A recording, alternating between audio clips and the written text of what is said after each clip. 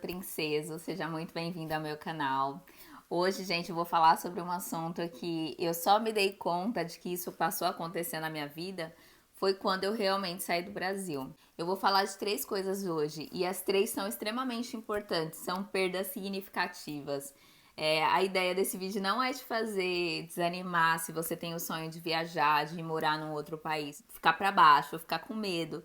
Não é, eu acho que como tudo que eu falo aqui no canal é a minha experiência, né? Então, talvez te alerte, né, pro que vem pela frente, te deixe mais bem preparado. Quando a gente se prepara para alguma coisa assim tão grande na nossa vida e a gente pensa em cada detalhe, a gente tem menos susto, a gente sofre menos, porque a gente já tá esperando por aquilo, né?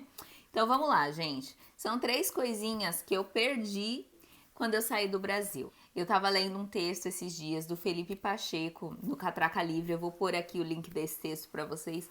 É um texto muito real, não é um texto novo, é um texto já antigo no site. Mas foi um negócio que, sabe quando você lê e você se identifica muito? Em vários momentos o texto me tocou, assim, me fez refletir sobre as coisas que eu tinha passado. A primeira coisa que a gente realmente perde, e pra mim foi uma perda imediata, no momento que eu cruzei o portão de embarque, que eu passei ali no aeroporto de Guarulhos, que eu passei pro lado de lá, eu já tive essa primeira perda, que é a perda de referência. Mas o que eu quero dizer com essa perda de referência é que quando você vai morar em outro lugar, realmente ninguém te conhece. O seu currículo ele não vai dizer nada a seu respeito. Principalmente quem sai do país para fazer um intercâmbio de línguas, a gente começa do zero, né? Você não tem referência e ainda por cima você nem fala a língua. E aí você percebe realmente que o que você achava que você era, você não é. Acontece de você perceber que essas coisas elas não te definem. Você não é o seu trabalho, você não é a sua profissão, você não é o nome da sua família, você não é quanto você deixou no banco. Às vezes a gente tem uma ideia de que a gente é assim ou assado, mas é nessa oportunidade, nesse momento de transição que você percebe que muita coisa que você considerava ser, você já não é. A segunda coisa a gente perde no caminho, gente, é o hábito do julgamento. E você pode estar pensando aí, mas eu não sou uma pessoa que julga as outras. Eu não sou assim. Eu aceito todo mundo como é e etc.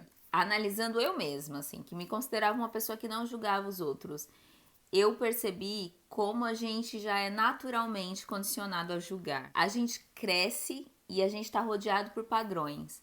No meio do caminho a gente para de olhar para as pessoas e já definir um padrão ali para ela se encaixar no que você já tem pré-estabelecido. Pelo contrário, quando você perde esse hábito de julgar, e eu digo que é um hábito porque muitas vezes a gente faz sem perceber, isso passa a ser uma perda de tempo para você e para de fazer sentido. O outro julgamento importante e extremamente pesado que a gente faz é o auto-julgamento. Eu não sabia que eu me julgava tantas coisas antes de ir por intercâmbio. Eu tinha que tomar atitudes, eu tinha que resolver problemas que geralmente quem resolvia para mim eram outras pessoas. Então eu tinha um julgamento que aquelas coisas ali eu não ia conseguir fazer, aquelas coisas não eram coisas que a Aline fazia. Quem já viu o vídeo aqui, o primeiro vídeo, eu saí de uma situação muito boa na minha carreira no Brasil. Eu tava começando a deslanchar numa área que eu gosto bastante e eu tava liderando uma equipe. E quando eu fui para essa viagem, quando eu fui fazer um intercâmbio e morar fora do Brasil, eu comecei num trabalho que eu tinha que limpar o banheiro das mulheres e dos homens de um restaurante. E quantas vezes eu olhava para mim no espelho e eu não me reconhecia. Eu falava, gente, eu não sou essa pessoa, o que eu tô fazendo aqui? Não era uma sensação de tristeza ou de arrependimento, não era uma questão de humildade. Não era essa a questão era a pessoa que eu olhava no espelho ainda não tinha virado a chave de que não era aquela pessoa que trabalhava no escritório, que viajava a trabalho. Aquela pessoa era eu também. E a gente não é uma coisa só. A gente tem a habilidade de dar um passinho para trás para dar três para frente. A gente é capaz também. Se eu posso dizer o que eu aprendi com isso, com essa experiência de me redescobrir, de me desconstruir daqueles julgamentos que eu tinha, daquelas caixinhas que eu tinha me colocado dentro, é que eu sou extremamente capaz, eu sou extremamente apta a me reinventar, a recomeçar. Nessa jornada de você perder a referência, de você parar com os julgamentos, parar de achar que porque o cara ele é oriental, ele é muito inteligente, ele é muito mais esperto que você, ou a menina porque ela é russa, ela é bruta, enfim, o chefe porque é italiano, ele é mal educado, ele fala alto. Quando você para com esse hábito de julgamento, as portas realmente se abrem. E eu não digo nem as portas de emprego e etc. Isso também, porque as pessoas reconhecem uma pessoa que ela está aberta para a vida. Ela não se fechou no julgamento, no pré-julgamento, nos preconceitos dela. Mas eu digo as portas de dentro da gente mesmo. A gente passa a se olhar de outros pontos de vista, entendeu? Se você só tinha uma frestinha de ideia de quem você é, com essas experiências de perda, você consegue se enxergar muito amplamente. Isso não tem preço. Esse vídeo é para falar de perda, mas já tô falando de vários ganhos, né? Não sei se você tá percebendo. Última coisa que a gente perde, e isso é uma perda, eu acho que das mais tristes, porque a gente vive e morre tentando controlar, que é o tempo. Não se assuste, eu não tô querendo dizer que é uma perda de tempo você estudar fora, você viver essa experiência, não. O que eu quero dizer é o tempo que você deixa pra trás. Os seus pais não vão parar de envelhecer, os seus sobrinhos não vão parar de nascer, eles vão continuar fazendo aniversários e você não vai estar lá.